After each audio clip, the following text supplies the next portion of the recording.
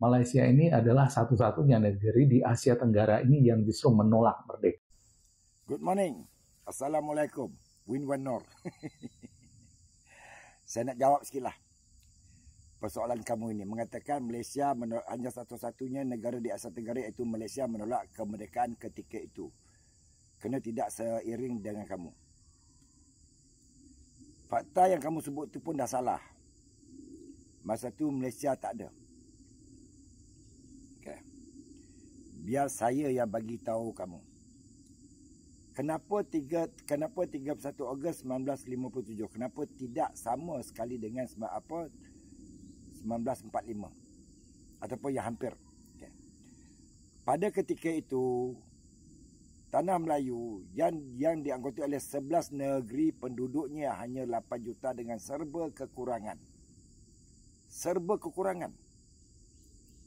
Kami tidak mempunyai keupayaan. Sebelum mereka, kami harus memperkuatkan diri kami. Maka titah Sultan Johor ketika itu membuka mata rakyat tanah Melayu ketika itu. Betul, ada pemimpin Melayu ketika itu bertelagah pendapat ingin memerdekakan dengan segera. Tapi atas titah Yang Mulia Sultan Johor, kami berfikir arah balik. Iaitu mengikuti kata-katanya pemimpin-pemimpin ketika itu.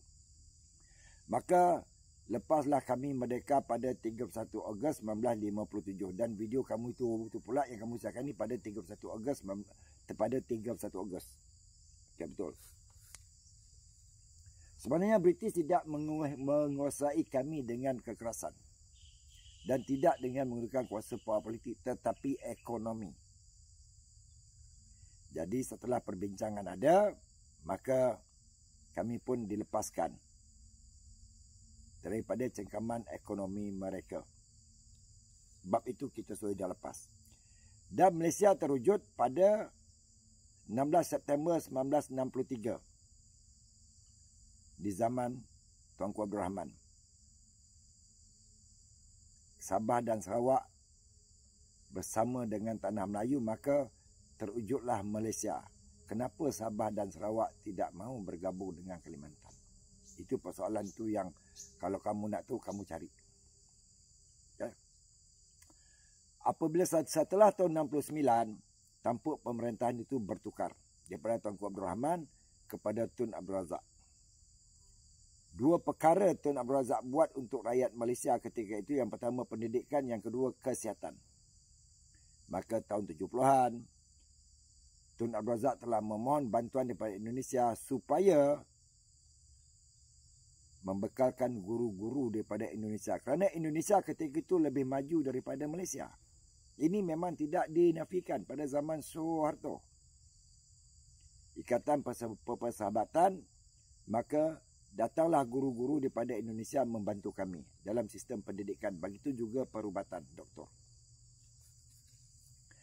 Apabila tampuk pemerintahan bertukar pada Tun Dr. Mahathir, maka kami telah memulakan langkah-langkah yang jitu, iaitu pandang ke timur, ya, dengan membelakangi British. Akhirnya pada 7 September 1981 bermulalah gerakan memiliki keseluruhan aset-aset British yang ada di tanah Malaysia. Itulah kami sampai sekarang bebas. Dan di zaman Mahathir sehingga ke hari ini dapat memacu ekonomi dengan lebih baik dan memberi keberuntungan pada rakyat negara anda menumpang mencari rezeki di negara kami. Dan kami layani mereka dengan baik.